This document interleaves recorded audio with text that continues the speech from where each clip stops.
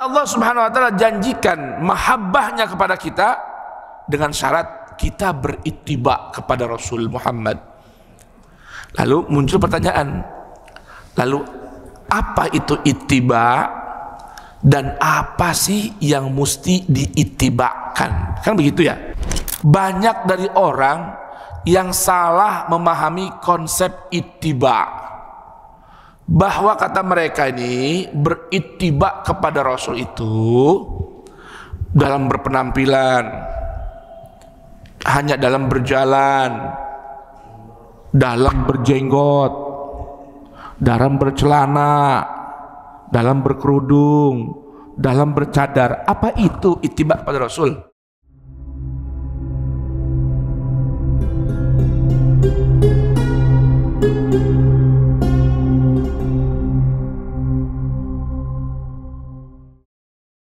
Baik, kita baca dari ayat 104 hingga ayat 107. Kita mulai dengan Ummul Quran, suratul Fatihah. Bermohon pada Allah Subhanahu wa taala agar Allah Subhanahu wa taala anugerahkan kita menjadi orang-orang yang Allah Subhanahu wa taala berikan bimbingan, arahan, tuntutan, dan semoga Allah jadikan kita semua menjadi ahlul Quran. Kita, diri kita, suami, istri, anak, cucu, keluarga, teman, sahabat, jamaah, Allah berkenan jadikan kita min ahlul Quran zahiran wa batinan. Hadirin dan hadirat jamaah Masjid Al-Mahdi yang dirahmati, diberkahi Allah Subhanahu wa taala, tajuk kita, tema kita adalah memahami konsep perintah ittiba, yang mana perintah Allah berittiba ini menjadi syarat kita umat yang beriman meraih dua perkara: mahabbah Allah dan maghfirahnya. Dua. Seorang yang ingin mendapatkan mahabbatullah, meraih maghfirah Allah, Allah tabaraka wa ta'ala jadikan dua perkara ini sebagai syarat dan ketentuan yang berlaku untuk hal ini. Dengan apa? Dengan ittiba kepada baginda Nabi Muhammad Rasulullah sallallahu alaihi wa alihi wasallam. Di mana itu ayat adanya? Dalam Al-Quran surah Ali Imran ayat ke-31. Di situ Allah Subhanahu wa taala memerintahkan Rasulnya dengan firman Allah, "Qul in kuntum tuhibbunallaha fattabi'uni yuhibbukumullah wa yaghfir lakum dzunubakum wallahu ghafurun rahim." Allah perintahkan Rasulnya, junjungan kita Nabi Muhammad. Apa kata Allah? Qul, katakan olehmu wahai Rasulku, sampaikan kepada umat pemberitahuanku ini, bacakan pada mereka ayat suciku ini. Apa isinya? In kuntum, sekiranya benar, kuntum, ada kalian. Ini kalimat in kuntum ini menggambarkan kesungguhan. Sekiranya benar kalian ini, ada diri kalian, tuhibbunallaha, mengaku mencintai Allah. Sekarang saya mau tanya kepada saya dan Anda semua, apakah kita mengaku bahwa kita cinta pada Allah? Assalamualaikum. Ini ada orang ya? Saya mau tanya ini, apakah kita mengakui bahwa kita mencintai Allah? Ngaku ya? Cinta. Baik. Nah, Allah beritahukan nih melalui ayat ini, kalau kita ngaku cinta sama Allah, buktikan cintanya. Dengan apa? Fattabi'uni, Maka siapa di antara kita yang mengaku cinta pada Allah, kata Allah, fattabi'uni, bilang pada umat, berittiba'lah kalian kepadaku. Berittiba'lah kalian kepadaku. Apa itu ittiba'? Dalam Al-Quran ada perintah atau kata ittiba', dan nanti ada satu ayat saja dari seluruh ayat Al-Quran ada perintah yang namanya iqtida. Ada ittiba', ada iqtida. Ittiba' diambil dari kata tabi'a, yatba'u taba'an. Kalau iqtida, yaqtadi, iqtidaan diambil dari kata-kata qudwah. Ada tabi'ah, ada qudwah. Apa itu ittiba? Definisinya secara bahasa ya. Asal makna ittiba dari kata tabi'a. Apa tabi'a? Ngikut, ngekor, jalan di belakang. Itu namanya tabi'a. Ya, ngikut, ngekor, berjalan di belakang sesuatu atau berjalan di belakang seseorang. Lalu bentuk kata tabi'a berubah menjadi ittaba'a. Dalam kaidah bahasa Al-Quran, bila timbangan kata, setiap kata dalam Al-Quran ini lafaz-lafaz Al-Quran, contohnya tadi tabi'a. Apa tadi tabi'a? Ngikut di belakang, jalan ngikut di belakang, tabi'a. Berubah timbangan katanya dengan bertambah huruf. Tabi'a 3, ta, ba'ain. Ittaba'a, hurufnya tambah, hamzah atau alif, taknya 2 kali, itta 3 huruf udah, ba'ain 5 huruf. Dalam kaidah bahasa Quran, bertambah huruf bertambah makna. Jelas ini ya. Tabi'a ngikut, ittaba'a bukan sekedar ngikut, tapi betul-betul atau sungguh dalam mengikuti atau berjalan di belakang sesuatu. Jelas ini bedanya? Ittaba'a. Nah, ittaba'a dalam bahasa Al-Quran ini artinya kesungguhan dalam berjalan atau mengikuti sesuatu. Bedanya, ittaba'a ini mengikuti sesuatu, landasannya ada perintah. Ada apa? Perintah. Dan uniknya, subhanallah, ini agungnya ayat-ayat Al-Quran. Di dalam Al-Quran mengikuti panduan Tuhan. Jazakallah khair. Ada 2 ayat, yang satu menggunakan tabi'a, yang satu menggunakan ittaba'a. Nah, nanti ada dalam Al-Quran 1 ayat saja perintah bukan untuk ittiba. Kalau tadi Ali Imran 31, fattabi'uni, maka bilang pada umat, ittabi'uni, ikuti oleh kalian, berittiba'lah kalian kepadaku. Nanti ada dalam ayat 90 dari Quran surah Al-An'am, ada perintah untuk iqtida, berqudwah. Jadi ada berittiba, ada beriqtida, ada tabe, ngikut, ada qudwah. Apa tuh qudwah? Qudwah niru. Apa qudwah? Niru. Apa bedanya? Kalau ittiba meniru, mengikuti, mencontoh atas landasan perintah. Kalau iqtida niru, ngikut, mencontoh sekalipun nggak ada perintah. Jelas ini? Contoh gini biar mudah dipahamin. Ini contoh ittiba. Misalnya Ustaz Ali bilang sama jamaah, Pak, nanti subuh kita ada kumpul pengajian, sebelumnya kita subuh berjamaah, Anda sholat di belakang saya, ya, saya imam, Anda makmum.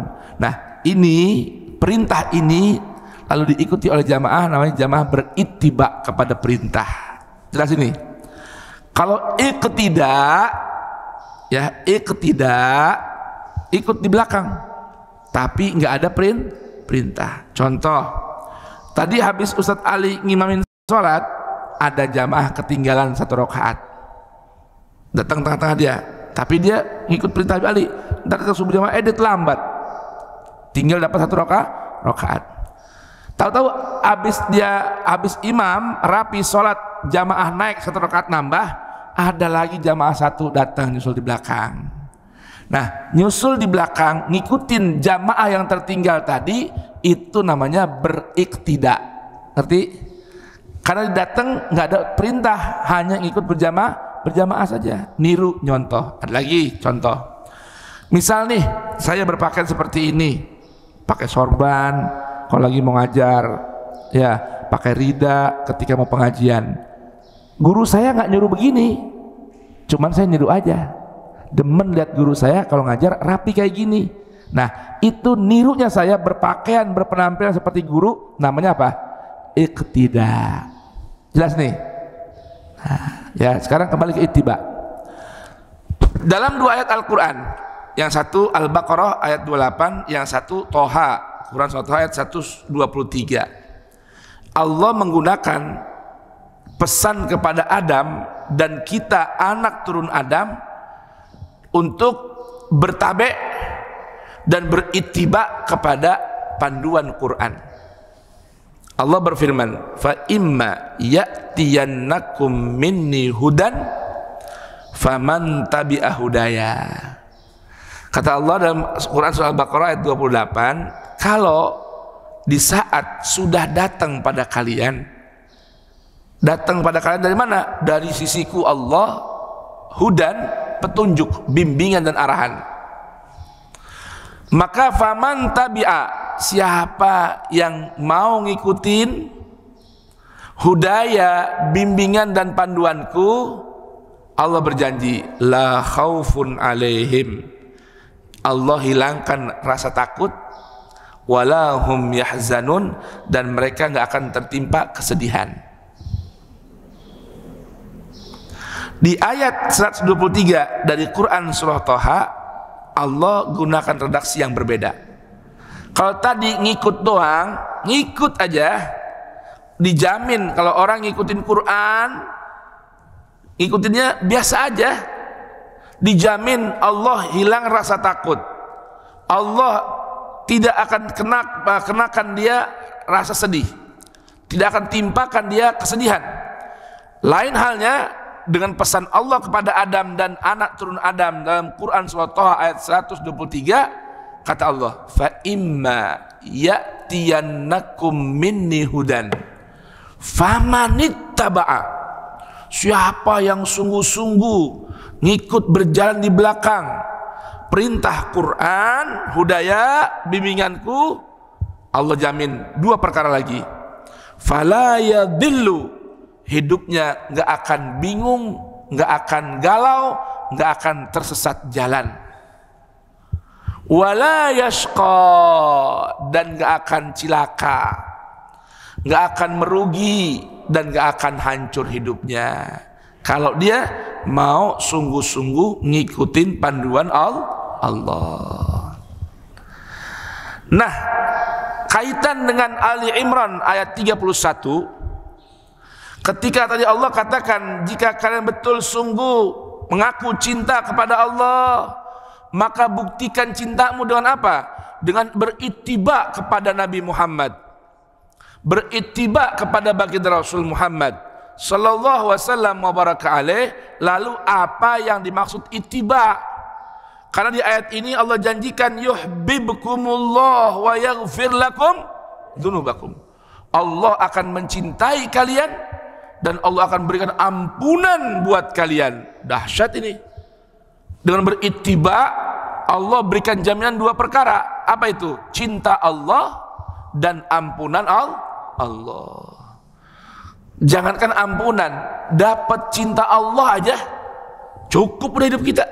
Betul nggak Pak? Ya, dapat cinta Allah doang nih. Saya mau tanya, orang kalau cinta pada sesuatu, kira-kira yang dicinta dipelihara nggak? Dipelihara. Begitu Bib. Cinta sama istri, dijaga istrinya? Dijaga. Cinta sama apa aja, kadang aja orang melihara burung nih, sama burung sayang banget. Melihara ayam, kalau udah sayang ayam, dimandiin tuh ayam, diusap-usap tuh ayam, betul gak? Digendong-gendong tuh ayam, baru sama ayam. Lalu bagaimana kalau Allah cinta sama kita? Coba, yuhibbukumullah, ini mahal harganya. Yuhibbukumullah, mahal harganya. Kalau Allah cinta sama kita, kira-kira hidup tenang gak? Dicukupi gak? Disayang gak? Dijaga gak? Dipelihara gak? Tuh, itu kalau seseorang mendapat cinta Allah. Wa yaghfir lakum dzunubakum, itu bonus. Yang namanya orang dicinta, disayang, nggak dikasih ampunan, nggak apa-apa dah. Kenapa? Kok nggak perlu? Bukan nggak perlu, karena kalau sudah dicinta sama Allah, sudah pasti diampuni. Namanya disayang, dicinta. Dah, bapak, ibu udah pada ngerti dah bagaimana rasanya cinta. Ya, rasa cinta itu pasti ada, kan begitu ya? Rasa cinta pasti ada. Nah, kalau orang udah cinta pada suatu, pasti dipelihara yang dicinta itu. Nah, ini Allah Subhanahu wa taala janjikan mahabbahnya kepada kita dengan syarat kita berittiba kepada Rasul Muhammad. Lalu muncul pertanyaan, lalu apa itu ittiba dan apa sih yang mesti diittibakan? Kan begitu ya? Betul nggak? Apa itu ittiba? Ngikut. Apa itu ittiba? Nurut. Apa itu ittiba? Nyontoh, kan begitu.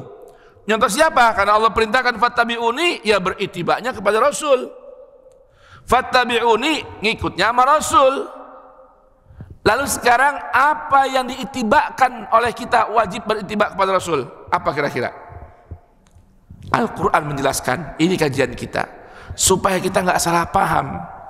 Banyak dari orang yang salah memahami konsep ittiba, bahwa kata mereka ini berittiba kepada Rasul itu dalam berpenampilan, hanya dalam berjalan, dalam berjenggot, dalam bercelana, dalam berkerudung, dalam bercadar. Apa itu ittiba pada Rasul? Ketimbang kita bingung, ketimbang enggak jelas, maka cari penjelasan dari yang jelas. Apa itu? Al-Quran. Dengerin ya. Sekarang ada kumpulan ayat yang saya kumpulkan buat kita pelajari, renung dan amalkan tentang perintah Allah kepada Nabi dalam berittiba. Allah perintah Nabi tentang ittiba, lalu Allah perintah kita untuk ittiba kepada Nabi. Berarti kita mesti tahu dulu apa yang Allah perintahkan pada Nabi supaya Nabi berittiba kepadanya, kan gitu ya. Nah, kalau kita udah kenal apa yang diittibakan oleh Nabi, lalu Allah perintahkan kita berittiba kepada Nabi, nah jelas jadinya apa yang mesti diittibakan. Karena banyak orang salah paham, Pak. Contohnya, maaf nih, contoh nih biar pada melek nih ya. Contoh berittiba kepada Nabi, punya bini 4. Apa begitu makna ittiba? Nyunah.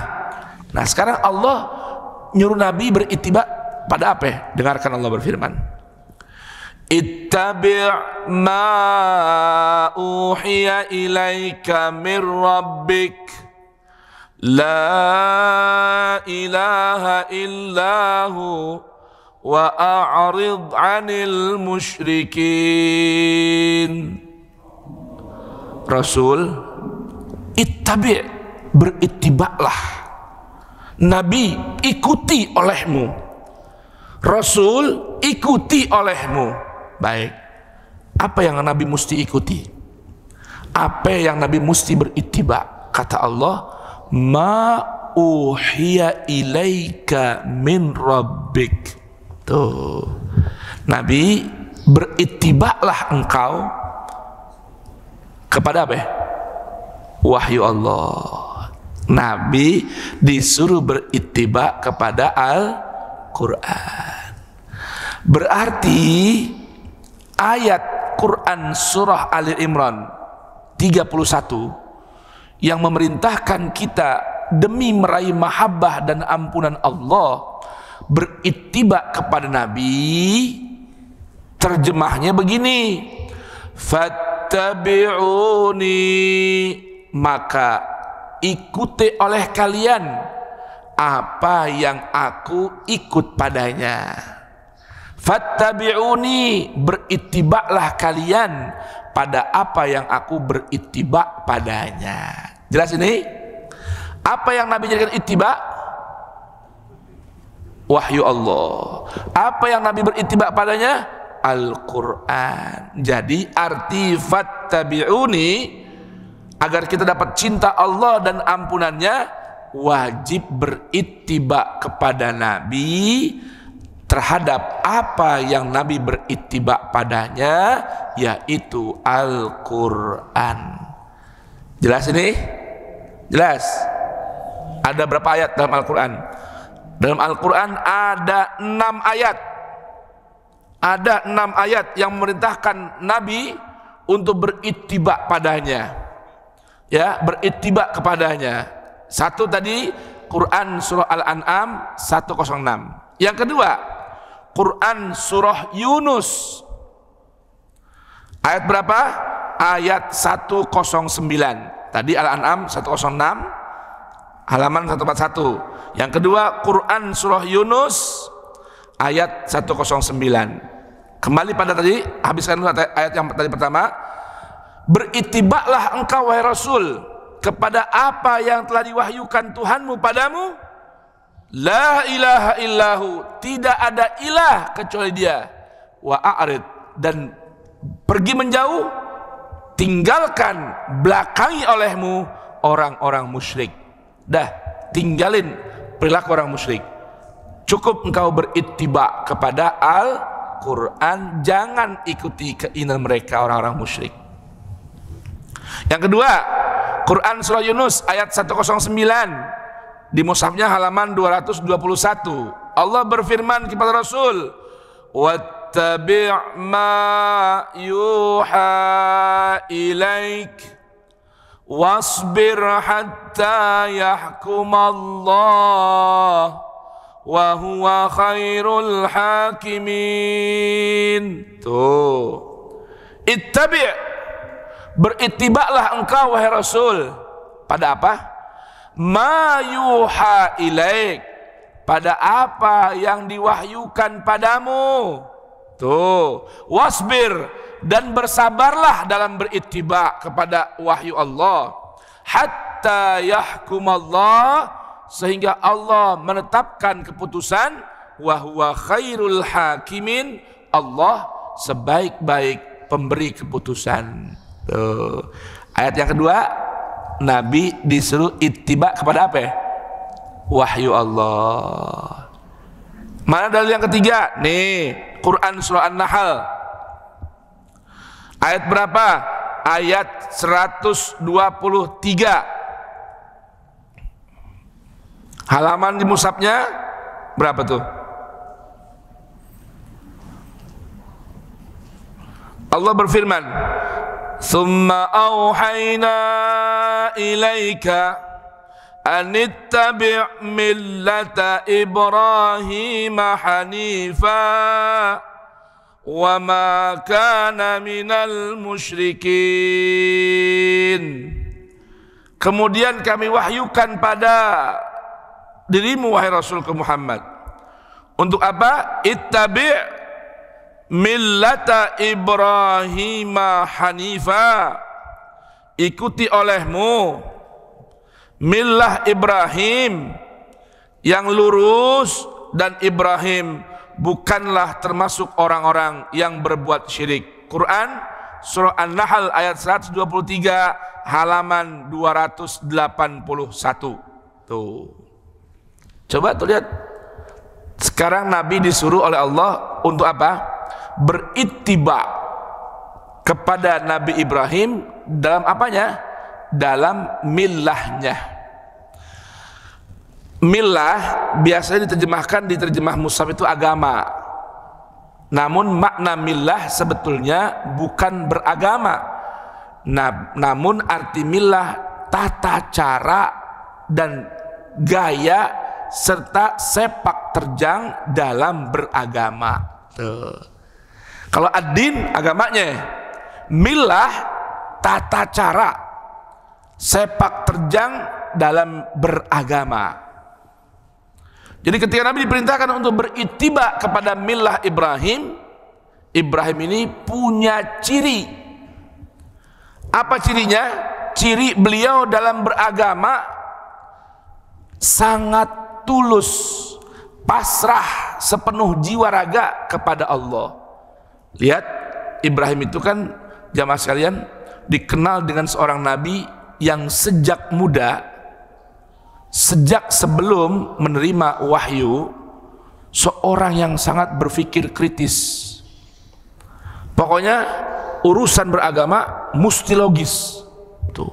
Sampai-sampai ketika sudah diangkat oleh Allah, masih juga ingin bukan menguji Allah, tapi ingin betul-betul iman dia dapat diterima oleh logikanya. Sampai-sampai Ibrahim minta sama Allah bagaimana? Rabbi arini kaifa tuhyil mauta. Pernah tahu kisahnya? Tuhan, tolong perlihatkan kepada saya bagaimana cara engkau menghidupkan sesuatu yang sudah mati. Coba tuh, dahsyat tuh Ibrahim tuh, saking kepengen pasrah aslama li rabbil alamin. Pastikan dulu biar benar-benar tulus dalam beragama, hanifan. Caranya dia uji dulu Allah. Bukan main tuh, artinya dia mau uji dirinya. Sampai Allah bilang, qala awalam tu'min. Ibrahim, ente masih belum beriman sama saya? Hah? Sampai perlu minta perlihatkan bagaimana cara Allah menghidupkan sesuatu yang mati. Pernah dengar kisahnya? Pernah dengar? Di Al-Quran ada itu. Arini kaifa tuhil mauta. Qala awalam tu'min. Ibrahim, kamu belum percaya juga Ibrahim? Kata Ibrahim, bala, saya percaya sama Allah. Walakin liyatma'inna qalbi, supaya hati saya anteng bahwa memang saya nggak salah pilih Tuhan. Coba itu, dia sampai mau tahu Tuhan nih, ya lihat, wah ini jangan-jangan nih bintang-bintangnya Tuhan saya nih. Bintang hilang di pagi hari, dah kok hilang bintangnya? Oh boleh jadi bulan Tuhan saya, terbenam itu bulan. Waduh, masa ini jadi Tuhan saya nih? Pagi hari ada matahari nih, akbar, lebih besar dari bulan, lebih terang dari bulan, lebih kuat menyinarinya. Ini Tuhan saya matahari. Ketika matahari terbenam, waduh, berarti bukan bintang Tuhan saya, bukan bulan Tuhan saya, bukan matahari Tuhan saya. Pasti yang menciptakan bintang, bulan dan matahari inilah yang layak jadi Tuhan saya. Tuh Ibrahim tuh sampai debat sama bapak angkatnya. Dia bingung, bapak angkatnya kok tukang bikin patung, lalu patung dijual, ada orang beli patung, ya habis beli diapain? Disembah. Bagaimana bisa ini? Tuh dialog lah dia sama bapaknya. Bapaknya marah karena Pak, ciri orang yang nggak punya hujah, nggak punya dalil itu dua. Kalau dalam berdialog nih, berdebat, kalau orang lawan yang nggak punya dalil itu cirinya dua biasanya. Marah-marah, kenapa? Nggak bisa jawab, atau dibusukin lawannya. Itu. Nah, lihat Ibrahim, sampai bapaknya nggak terima. Dia mau ngasih tahu orang banyak bahwa patung buatan bapaknya atau para pematung yang lain nggak layak dijadikan Tuhan, ya kan? dia datang ke tempat yang orang-orang pada ngumpulin patung buat disembah. Patung yang kecil-kecil dihancurin semua sama Ibrahim, dihancurin, ditinggalin patung yang paling gede satu. Udah gitu kampak yang dia pakai buat ngancurin patung digantung di mana? Di patung yang paling gede. Heboh orang sekampung, termasuk sang raja Namrud bingung. Ini siapa yang berani ngancurin Tuhan-Tuhan kita ini? Ya, Tuhan-Tuhan hancur gimana juga? Kalau Tuhan hancur kan berarti makhluknya lebih hancur kan?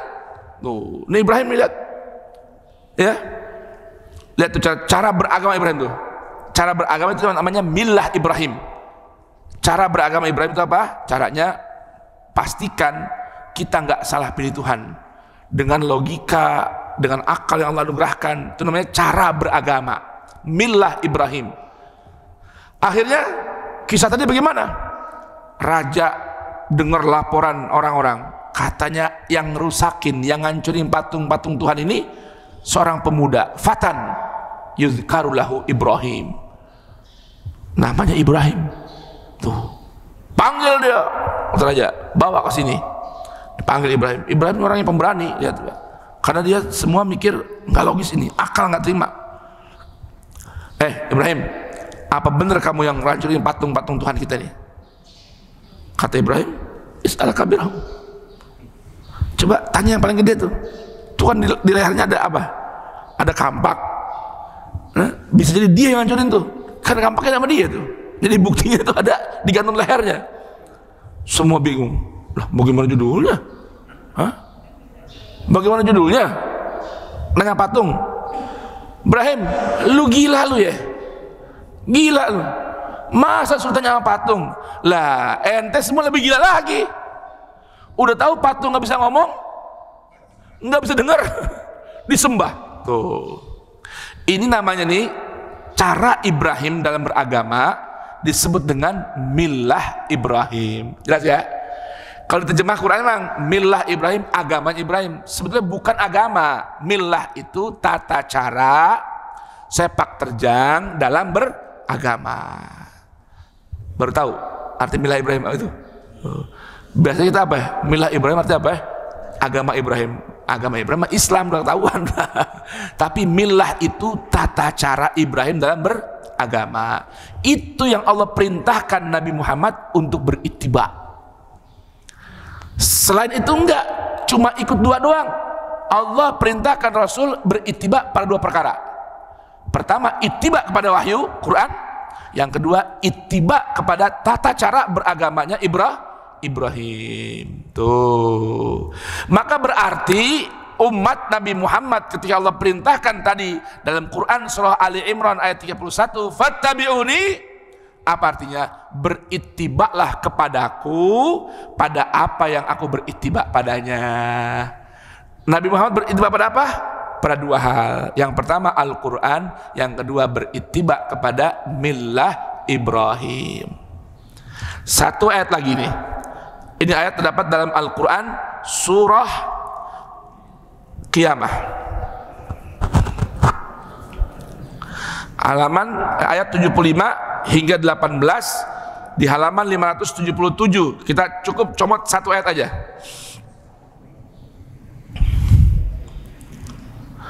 Apa kata Allah? Fa idza qara'nahu fattabi' qur'anah.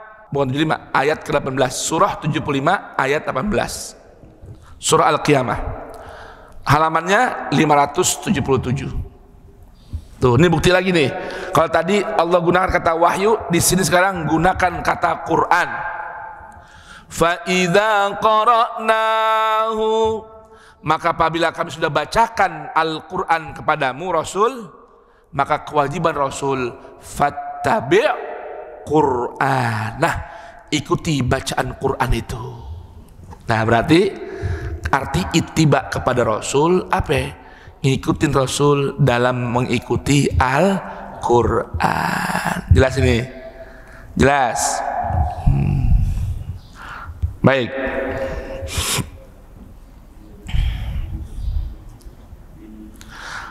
Terakhir yang keenam. Ini ada yang tadi terlewat nih. Quran surah Al-Jathiyah, surah ke-45 ayat juga yang ke-18. Nomor halamannya di mushaf halaman 500. Apa itu perintah Allah kepada Rasul dalam berittiba?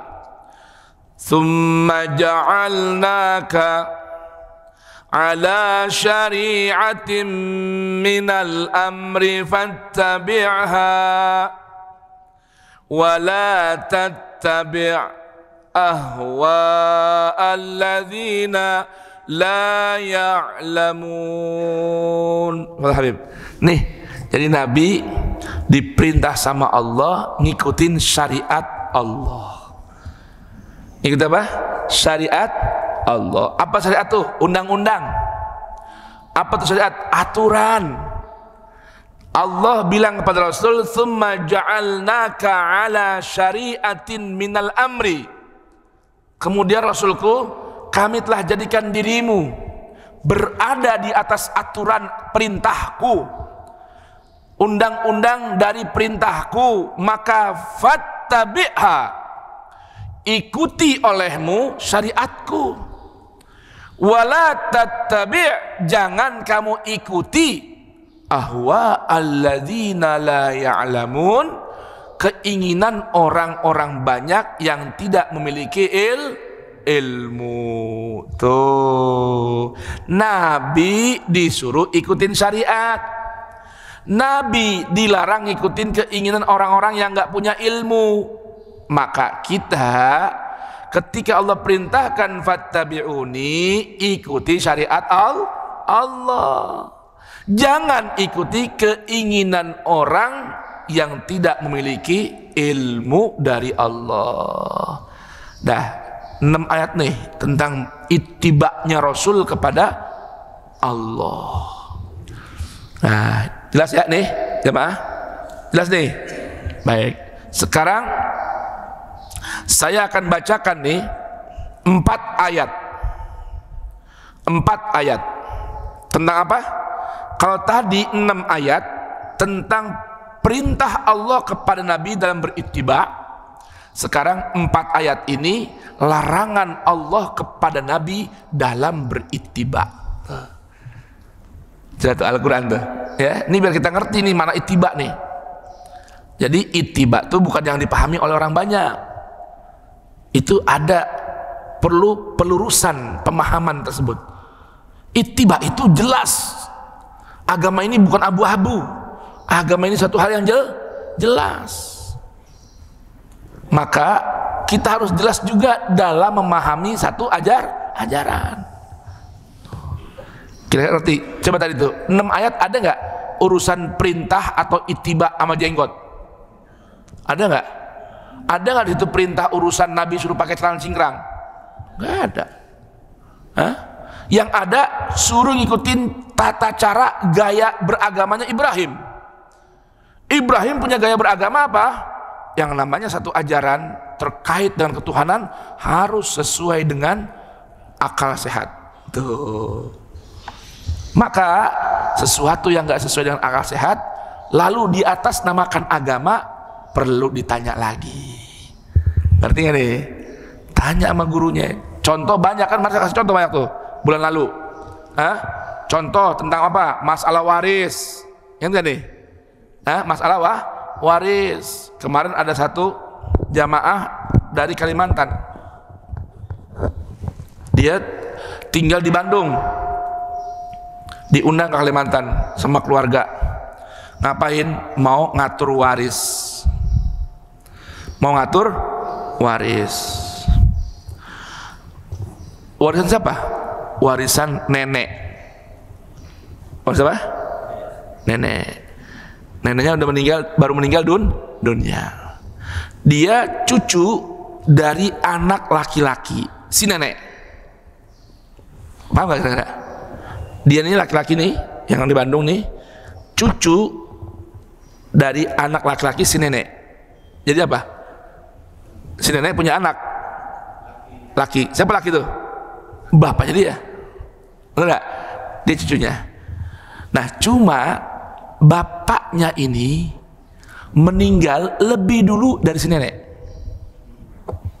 Saya ulang nih. Bapaknya meninggal lebih dulu dari si nenek. Neneknya baru meninggal nih. Bapaknya udah meninggal duluan sebelum si nenek. Dia dipanggil mau dibagi waris oleh paman-pamannya sebenarnya yang sana di Banjar. Dia di Bandung nih.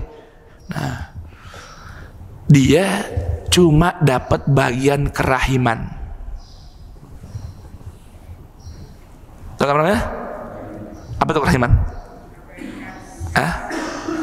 Ya saat kedarnya dah. Kenapa nggak dapat? Karena bapaknya meninggal sebelum nenek. Itu.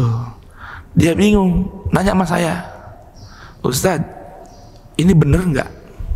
Lah kok nanya saya? Emang di sana nggak ada kiai? Ada. Di sana bagi waris begitu, karena kata kiai di ilmu waris begitu. Kalau bapaknya meninggal sebelum nenek, bapaknya nggak dapat warisan kecuali kerahiman doang. Coba saya mau tanya, akal terima nggak? Kenapa nggak terima? Karena si bapak anak si nenek, mau meninggal sebelum nenek, meninggal setelah nenek, tetap anaknya nenek. Karena bapaknya nggak ada, dia cucunya, berarti bahagian bapak turun pada cucu.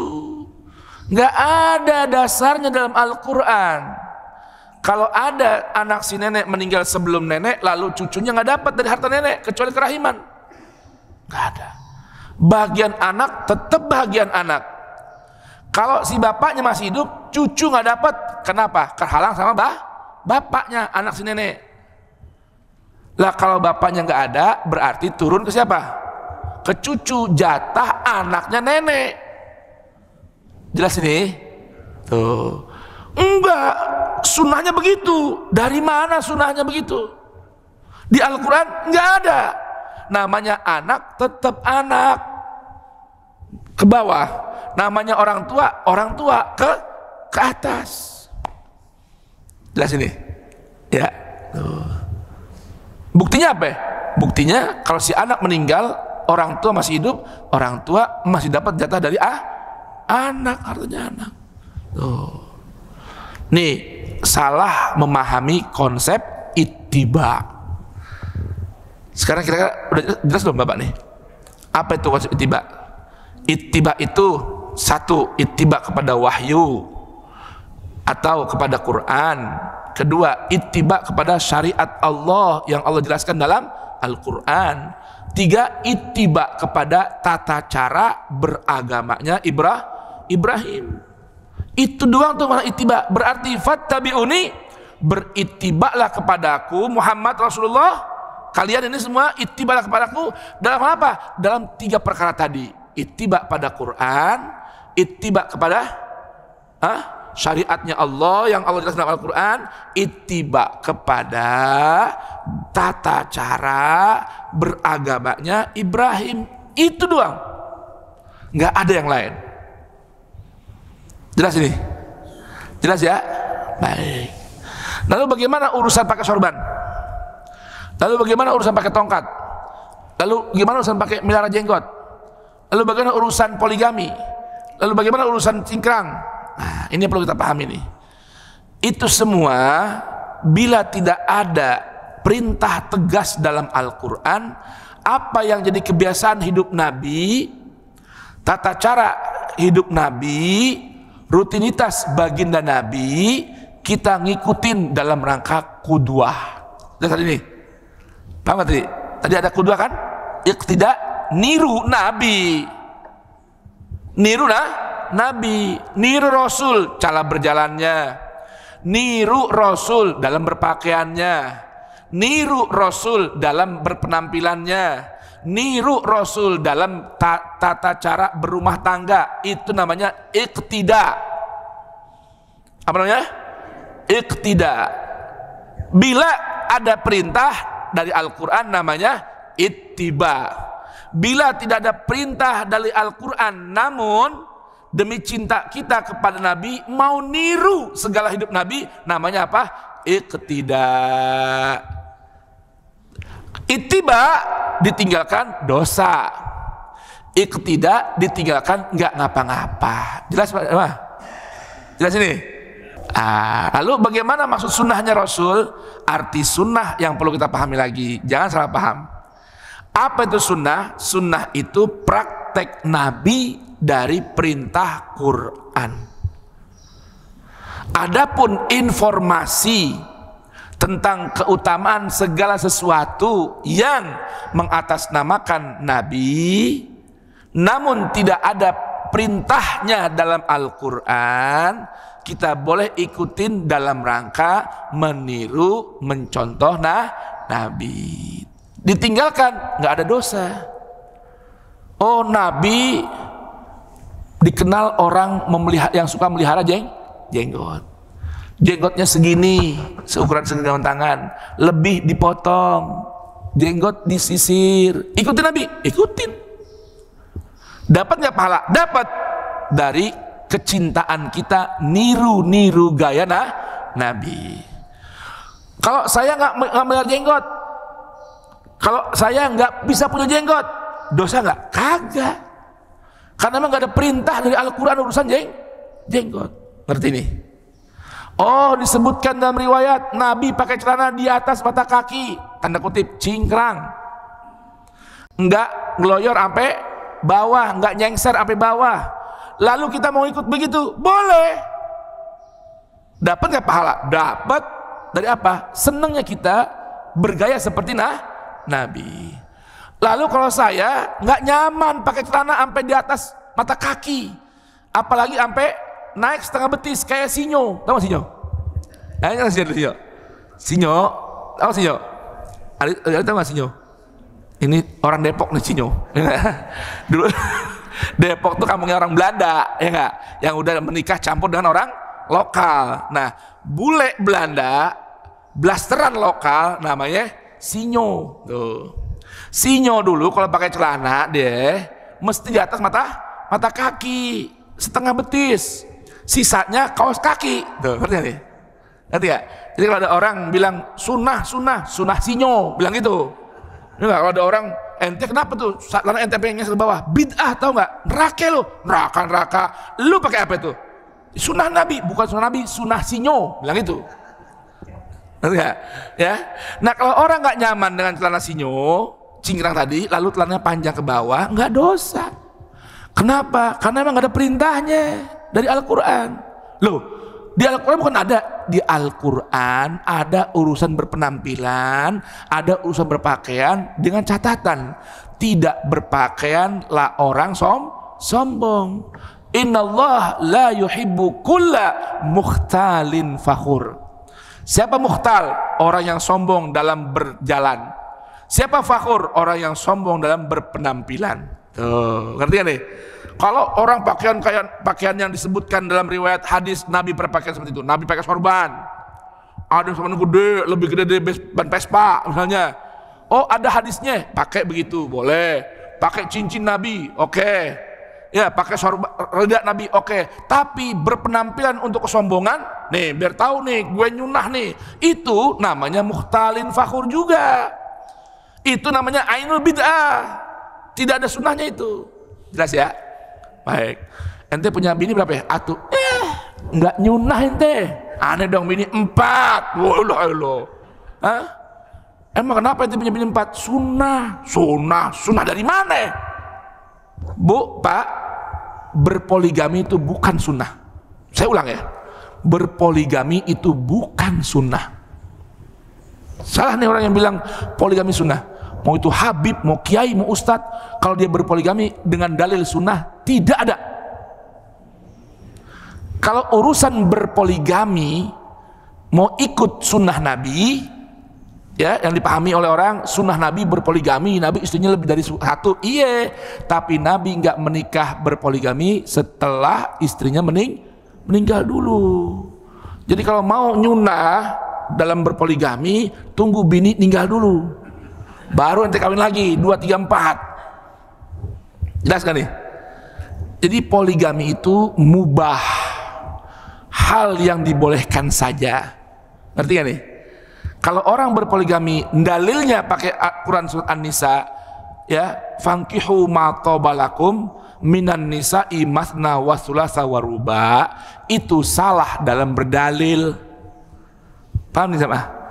Ya, itu urusan ayat tadi itu urusan masalah mengurus anak yatim. Ngerti nih? Bukan babnya, nanti kita akan bahas sendiri. Tapi itu intinya. Ya, orang bini satu boleh, bini dua silahkan kalau berani, bini tiga nggak apa-apa, 4 boleh, 5 nggak boleh, ya kan? Nah, hal yang dasarnya mubah boleh dilakukan, boleh tinggalkan, itu nanti bisa berubah hukumnya menjadi wajib, menjadi haram, menjadi sunnah, menjadi makruh. Itu yang asalnya mubah. Segala apa yang asalnya mubah bisa berubah menjadi 4 hukumnya tadi. Ngerti nggak jemaah? Bergantung kondisi. Makan mubah nggak? Kalau udah lapar sampai mau setengah mati, wajib makan. Makan kebanyakan mabok, haram. Nggak makan lemes, ibadah berat, makruh. Makan yang standar sunnah.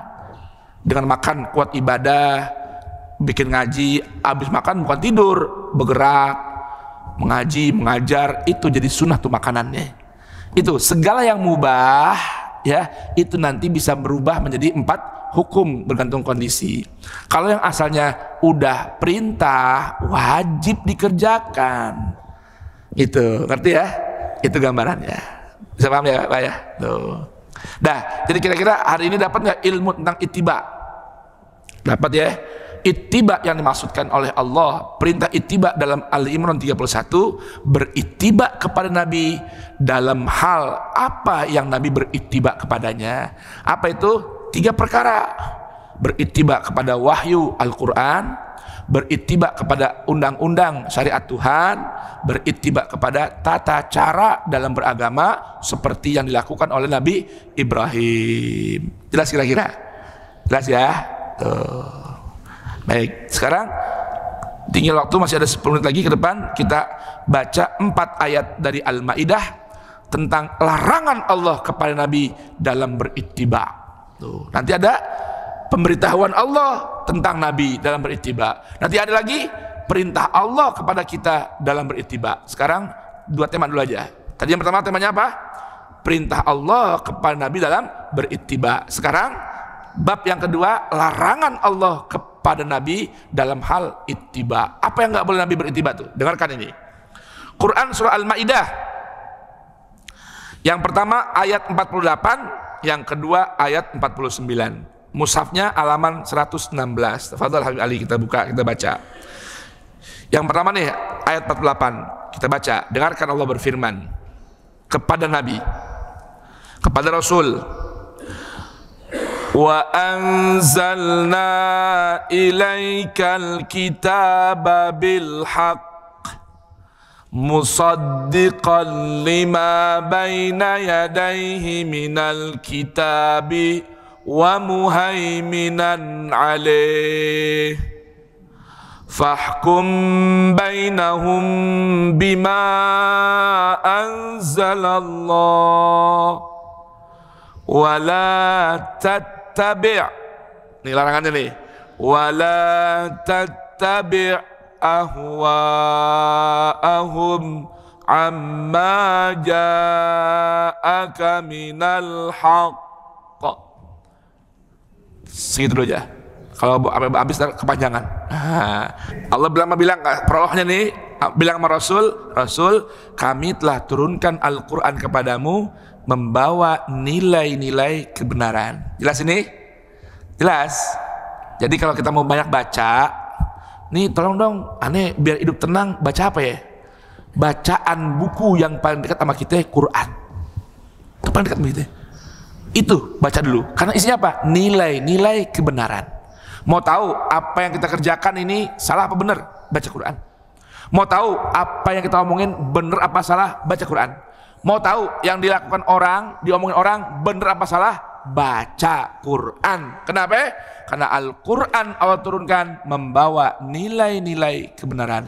Quran punya fungsi pertama membawa nilai kebenaran. Yang kedua, Quran menjadi, kalau bahasa sekarang nih, orang tua paham kan di bahasa sekarang nih ya, legislator bagi kitab terdahulu maupun kitab yang akan datang dan yang memelihara itu semua.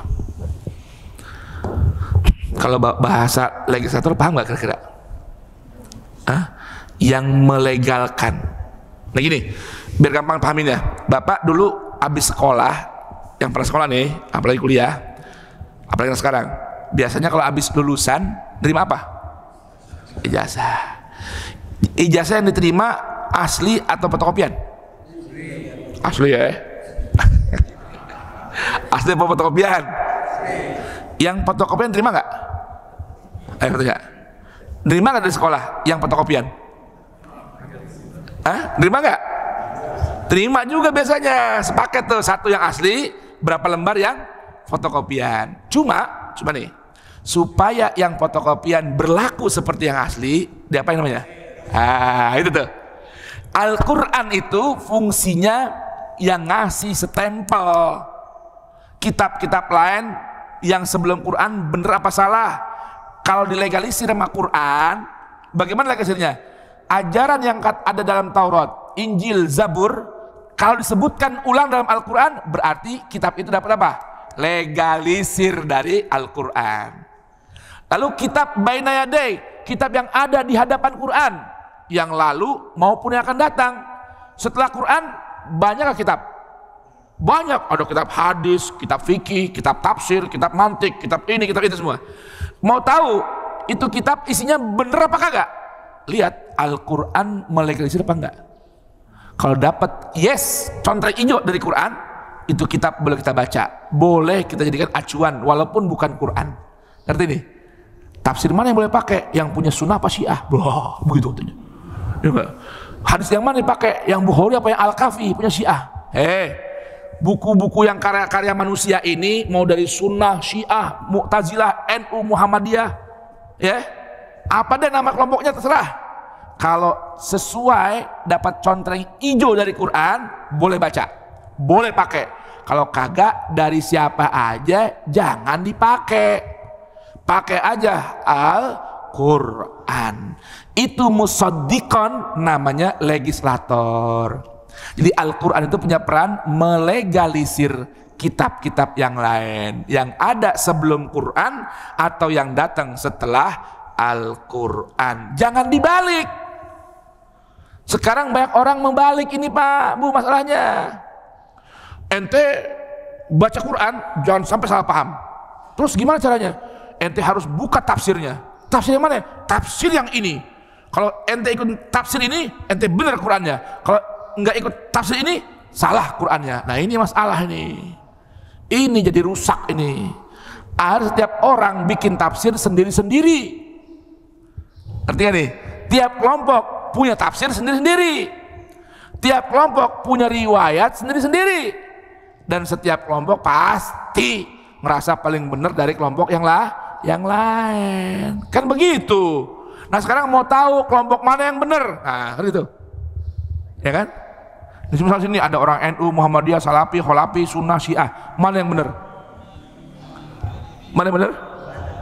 Yang sesuai sama Quran, itu yang benar kelompoknya. Ada ustadz, ada ajengan, ada kiai, ada habib, ada maulana, ada ini, ada itu semua. Ikut yang mana ustadznya? Ikut habib yang mana nih? Ikut kiai yang model bagaimana nih?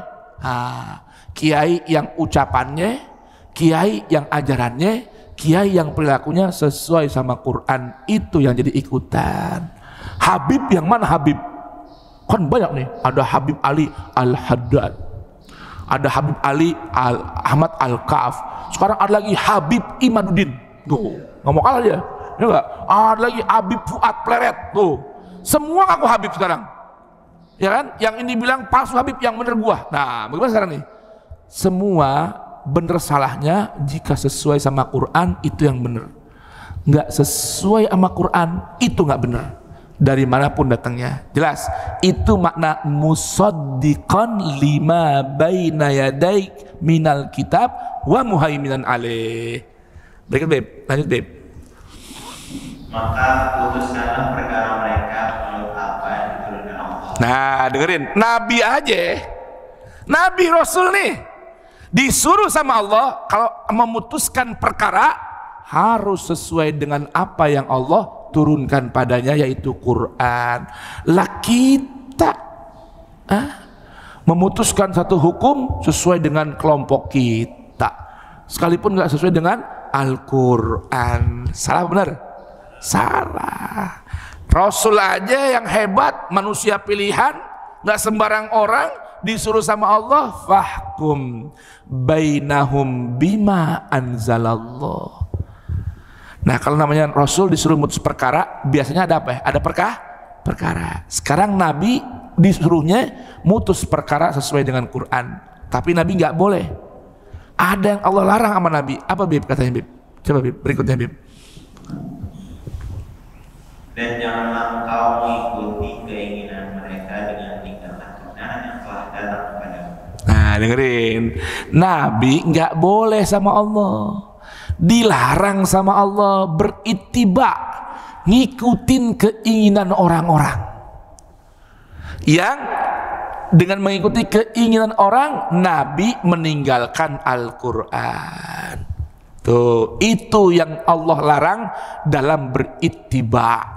Nggak boleh berittiba kepada apa yang kalau kita berittiba kepadanya, kita ngalahin dan ninggalin Quran.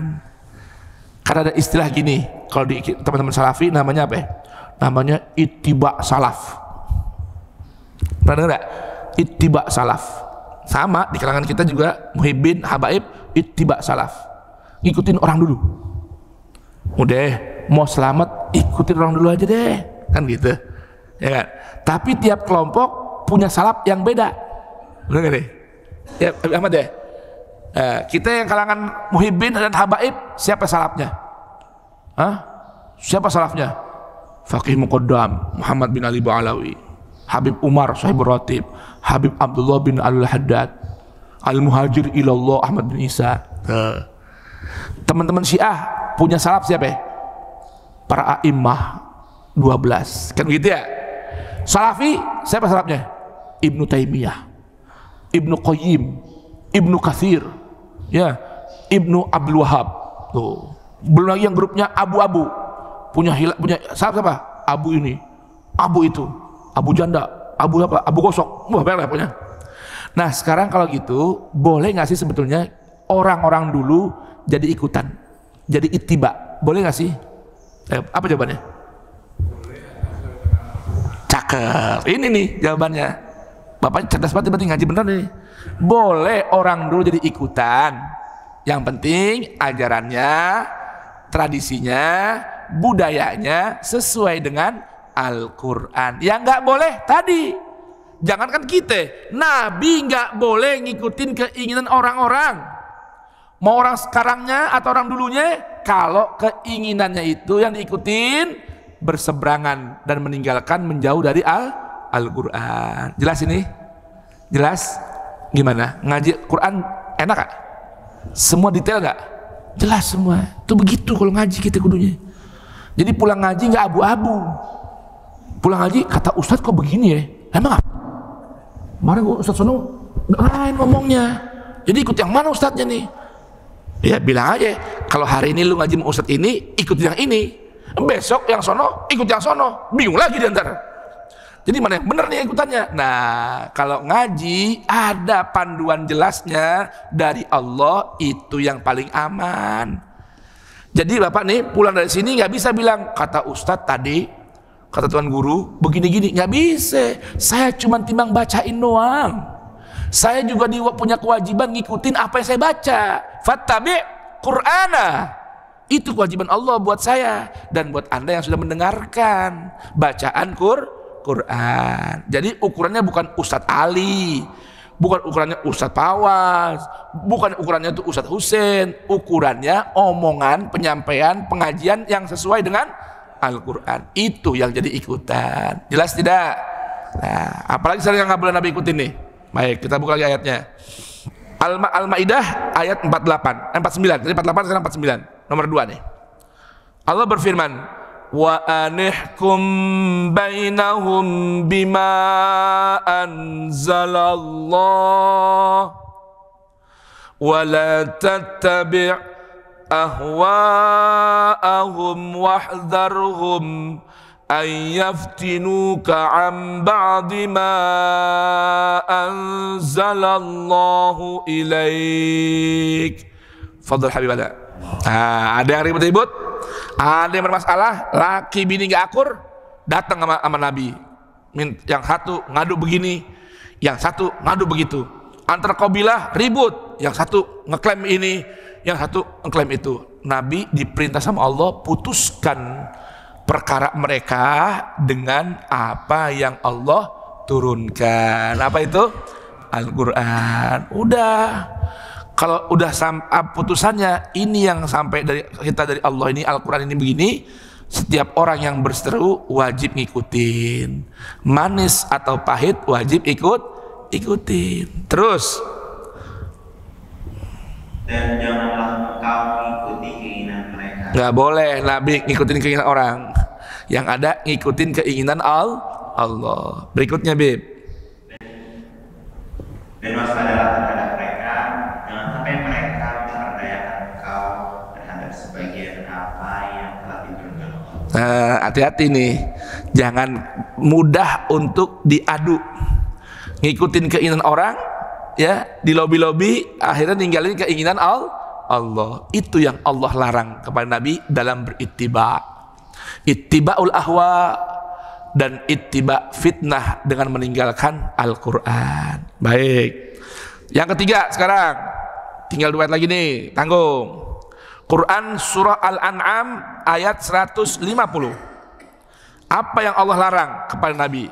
Dengarkan ini. Qul halumma syuhada'akumul ladzina yashhaduna anna Allah harrama hadza fa in syahidu fala tashhad ma'ahum wa la tattabi' ahwa'al ladzina kadzabu bi ayatina walladzina la yu'minuna bil akhirati wa hum bi rabbihim ya'dilun. Ayo dengarkan ini. Katakanlah Muhammad SAW, bawalah saksi-saksimu yang dapat membuktikan bahwa Allah mengharamkan ini. Jika mereka memberikan kesaksian, engkau jangan ikut pula memberikan kesaksian bersama mereka. Dengerin. Allah suruh Nabi sampaikan pada umat, halumma syuhada'akum, bawa seluruh saksi, semua orang yang siap bersaksi. Kalau bahasa kemarin Pak Bupati yang di Pati bilang, jangan 5.000, 50.000 kerahkan, gitu kan. Akhirnya datang berapa ribu, udah bubar semua. Contoh cerita nih. Ini Allah suruh Nabi bilang pada umat, halumma syuhada'akum, kerahkan dan bawa saksi-saksimu. Alladzina yashhaduna annallaha harrama hadza, yang mereka itu siap bersaksi bahwa Allah mengharamkan sesuatu. Tuh. Fa in syahidu fala tashhad ma'hum. Kalau seluruh orang tadi, ribuan orang bersaksi bahwa Allah mengharamkan sesuatu yang Allah tidak haramkan dalam Al-Quran, Nabi dilarang oleh Allah ikut bersaksi. Jelas ini? Jadi urusan halal haram, haram ini, halal ini, ntar dulu, lihat di Al-Quran Allah haramkan nggak? Di Al-Quran Allah halalkan nggak? Kalau Allah tidak mengharamkan sesuatu, sekalipun seluruh penduduk bumi bersaksi, Nabi dilarang ikut bersaksi. Kenapa? Karena di Al-Quran Allah tidak mengharamkan. Kalau orang bilang ini halal, ini boleh, ini boleh, tapi di Al-Quran tidak ada keterangan itu, Nabi dilarang bilang itu halal, itu boleh. Subhanallah. Ukurannya apa berarti? Al-Quran.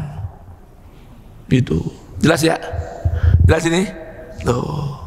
Nabi dilarang ngikutin orang dalam hal pengharaman atau penghalalan jika Allah tidak melakukan hal itu dalam Al-Quran. Lah sekarang ada orang baru sampai doktor, mentang-mentang jadi profesor, haram ini, halal itu, la ilaha illallah.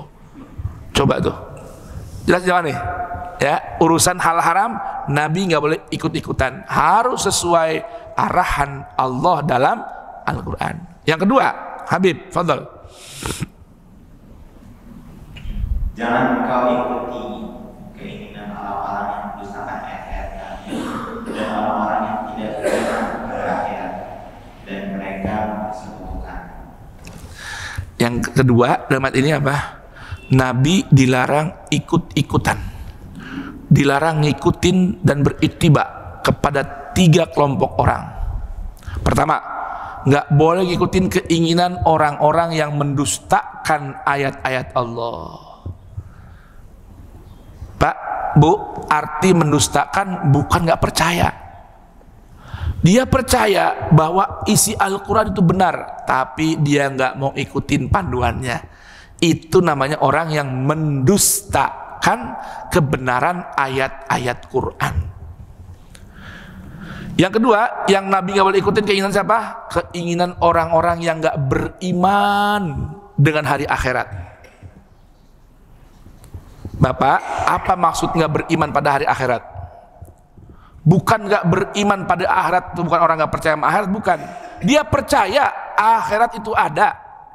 Dia percaya ada surga dan neraka, namun tidak mengamalkan, menjalankan perintah Tuhan, larangan Tuhan, yang nanti akibatnya, hukumannya, balasannya di negeri akhirat. Itu Nabi nggak boleh tuh ikut keinginan orang yang tidak beriman dengan hari akhirat. Yang ketiga, dilarang Nabi ngikutin keinginan orang-orang musyrik, orang yang menyimpang dari Allah. Nabi nggak boleh ikutin keinginannya. Tuh, dari 3 ayat ini apa tadi? Nabi yang pertama Al-Maidah ayat 48. Nabi dilarang untuk apa? Dilarang untuk mengikuti apa? Keinginan orang-orang yang meninggalkan ajaran Al-Quran. Yang kedua Al-Maidah ayat 49, Nabi dilarang mengikuti lobby-lobby, ya, keinginan orang-orang yang masih ngelobi-lobi untuk apa? Meninggalkan Al-Quran. Yang ketiga, Nabi dilarang bersaksi tentang keharaman sesuatu yang Allah tidak haramkan, begitupun sebaliknya. Yang keempat, Al-An'am tadi yang kita baca, ya, Nabi dilarang untuk apa? Dilarang untuk mengikuti keinginan satu, orang-orang yang mendustakan Al-Quran. Kedua, orang-orang yang tidak beriman pada hari akhirat, ya. Yang ketiga, orang yang menyekutukan Allah. Terakhir yang keempat, yang terdapat dalam Quran Asy-Syura, apa yang Allah larang kepada Nabi. Dengarkan ayatnya. Falidzalika fad'u wastaqim kama umirt wa la tattabi' ahwa'ahum wa qul amantu bima anzalallahu min kitab wa umirtu li'a'dila bainakum Allahu rabbuna wa rabbukum lana a'maluna walakum a'malukum la hujjata bainana wa bainakum Allahu yajma'u bainana wa ilaihil masir. Karena itu serulah dan tetaplah beriman sebagaimana diperintahkan kepadamu, dan janganlah mengikuti keinginan mereka, dan katakanlah aku beriman kepada kitab yang diturunkan Allah, dan aku diperintahkan agar berlaku adil di antara kamu. Allah Tuhan kami dan Tuhan kamu, bagi kami perbuatan kami dan bagi kamu perbuatan kamu. Tidak perlu ada pertentangan antara kami dan kamu. Allah mengumpulkan antara kita dan kepadanya lah kita kembali. Nah, ujungnya nih isi ayat ini tentang larangan apa? Yang pertama, tentang perintah apa dan larangan apa? Yang pertama Allah katakan falidzalika fad'u. Oleh karena itu, tetaplah engkau mendakwahkan Al-Quran. Orang mau terima boleh, nggak mau terima juga nggak apa-apa. Tugasmu sampaikan, ajak orang kepada Allah, bukan ajak orang kepada kelompok. Ajak orang kepada Al-Quran, bukan ajak pada yang lain. Wastaqim, tetap konsisten pada iman, konsisten pada ajaran Quran. Kama umir, sebagaimana dirimu diperintahkan. Dah, orang mau ikut boleh, nggak ikut nggak apa-apa. Istiqomah terus. Sampai kapan? Sampai meninggal dunia. Tuh guru kita Ustaz Husain, kurang apa beliau bertahun-tahun diomongin inilah Ustaz Husain tuh Syiah, nggak ada urusan. Quran sampein. Orang Ustaz Husain tuh Salafi, Wahabi, nggak ada urusan. Sampein Quran. Ustaz Husain habaib, nggak ada urusan. Ustadz sampein Quran. Tuh kama umir tuh. Dan jangan ngikutin keinginan orang yang tidak sejalan dengan dakwah Quran. Jangan ikuti keinginan orang banyak yang nggak mau istiqomah terhadap iman. Lalu apa berikutnya? Wa qul amantu billah. Bulan depan ketemu lagi insyaallah. Harus gitu aja udah. Ya. Enak ngaji Quran. Coba kalau tiap hari ngaji Quran. Itu. Nah, jemaah sekalian, lanjutannya dan berikut masih 2 tema lagi. Apa itu? Ya. Pemberitahuan Al-Quran tentang apa yang Nabi ittibakan. Yang keempat, perintah Allah terhadap orang beriman dalam berittiba. Kita sambung di bulan depan. Part kedua, memahami al-ittiba dalam Al-Quran. Sekarang part 1, part 2 bulan depan. Semoga panjang umur. Subhanakallahumma bihamdika asyhadu an la ilaha illa anta astaghfiruka wa atubu ilaik. Subhana rabbika rabbil izzati amma yasifun. Salamun alal mursalin walhamdulillahi rabbil alamin. Billahi taufik wal hidayah wal ridha wal inayah. Ini ittiba ala Muhammadiyah. Wallahul muwaffiq ila aqwamit thariq, ittibanya orang NU. Wassalamualaikum warahmatullahi wabarakatuh. Ittiba dengan Quran.